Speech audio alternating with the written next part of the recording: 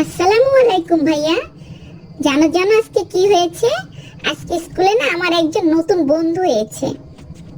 ওয়ালাইকুম আসসালাম। মাশাআল্লাহ, খুব ভালো খবর। নাম কি তার? ওর নাম রাফি।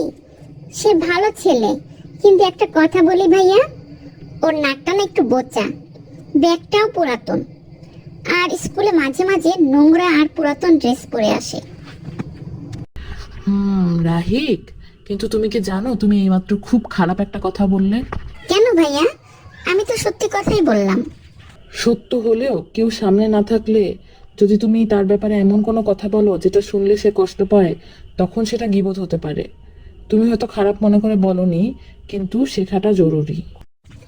গীবত? সেটা আবার কি ভাইয়া? রাহিক, তুমি এসেছো? কি নিয়ে কথা বলছিলে তোমরা? মা, দেখো তো, আজকে রাহিকের নাকি নতুন একটা বন্ধু হয়েছে। ও ওর বন্ধুর কথা বলছিল, নাক বোচা আরো কি কি সব বলছিল। তুমি একটু ওকে বোঝাও তো মা। রাহিক, তুমি যেটা বললে সেটা তো গীবত হলো। এটা তো ভয়ঙ্কর গুনাহ। আচ্ছা, আমি তোমাদেরকে বুঝিয়ে বলছি।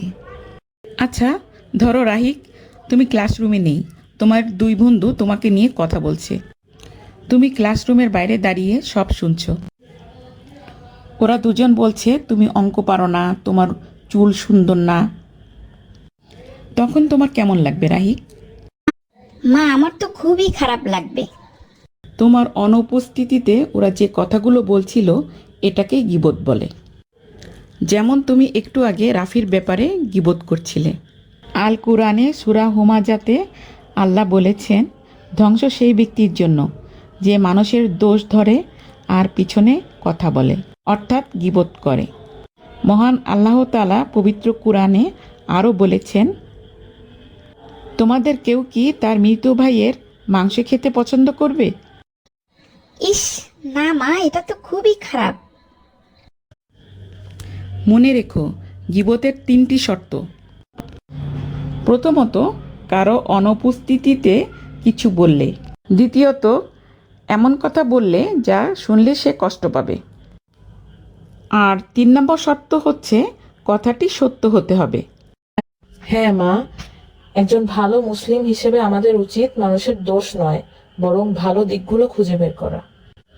রাসূলুল্লাহ সাল্লাল্লাহু আলাইহি ওয়াসাল্লাম বলেছেন, যে ব্যক্তি আল্লাহকে এবং শেষ বিচারের দিনকে বিশ্বাস করে সে যেন সব সময় ভালো কথা বলে অথবা চুপ থাকে। আচ্ছা মা, আমি রাফির কাছ থেকে মাপ চেয়ে নিব। আমি আর কখনো গীবত করব না।